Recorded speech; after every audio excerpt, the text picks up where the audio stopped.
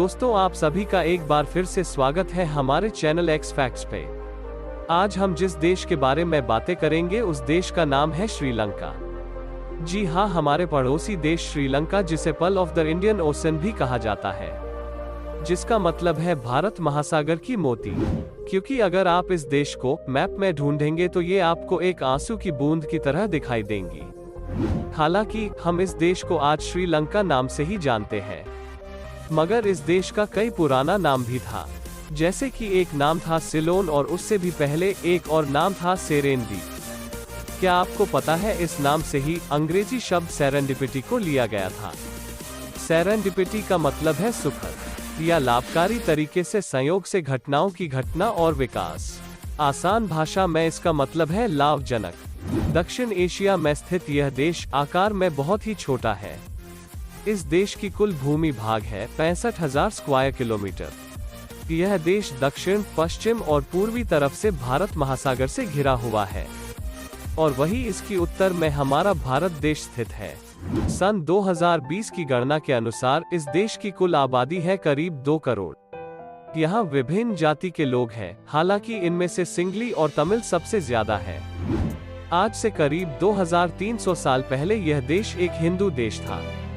सन 300 BC में सम्राट अशोक के बेटे महेंद्र ने यहाँ आकर बौद्ध धर्म प्रचार किया था और तभी से यह एक बौद्ध धर्मी देश बना गया।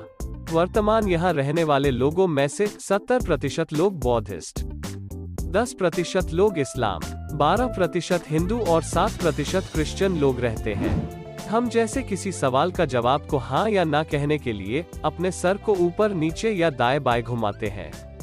श्रीलंका में भी ऐसा ही होता है, लेकिन यहाँ हाँ कहने के लिए सिर को ऊपर नीचे नहीं बल्कि दाएं बाएं घुमाते हैं।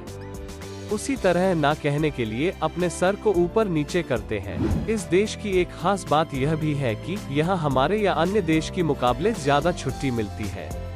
क्योंकि यहाँ अन्य छुट्टियाँ तो हैं ही, लेकिन ऊपर से हर पूर्णिमा के दिन भी छुट्टी मिलती है। क्या आपको पता है यहाँ सबसे ज्यादा इस्तेमाल की जाने वाली शब्द है आयो। जी हाँ, यह शब्द यहाँ के लोग बहुत ज्यादा इस्तेमाल करते हैं। चाहे दुख हो या सुख, हंसी की बात हो या गुस्से की, यहाँ आयो शब्द का इस्तेमाल होता ही है। जैसे हर देश के झंडे में कुछ राज होते हैं, यहाँ भी बिल्कुल ऐसा ही है। श्रीलंका की झंडा में जो एक सोने का शेर है वो यहाँ के सिंगली जाति को दर्शाते हैं। झंडे के चारों कोने में जो 4 सुनहरे पत्ते हैं वो दर्शाते हैं बौद्ध धर्मों को। हरा और नारंगी रंग दर्शाते हैं इस्लाम और हिंदू धर्म को। इस देश को पृथ्वी की चाय की राजधानी भी कहा जाता है। सन 1867 में यहाँ चाय की खोज हुई थी। चाय यहाँ के लोग बहुत पसंद करते हैं। इस देश की राष्ट्रीय खेल है वॉलीबॉल। हालांकि यहाँ के लोग भी हमारे तरह ही क्रिकेट को ज्यादा पसंद करते हैं। सन 1996 में इसने ICC वर्ल्ड कप जीता था। क्या आप जानते हैं पृथ्वी की पहली महिला प्रधानमंत्री भी यही से ही थी। सन 1960 में निर्वाचित हुई श्री माव भंडार नायक ही पहली महिला प्रधानमंत्री थी। सन 1600 में कई यूरोपीय देशों ने यहाँ कदम रखा और इस जगह को व्यापार का केंद्र बना दिया। यहाँ चाय, रबर, कॉफी, दालचीनी, चीनी का उत्पादन करने लगे और सन 1800 में ब्रिटिश ने इस देश के समुद्री तट के सभी इलाकों पे कब्जा कर लिया और मजबूरन 1818 सन में कैंडी के राजा ने भी आत्मसमर्पण कर दिया था।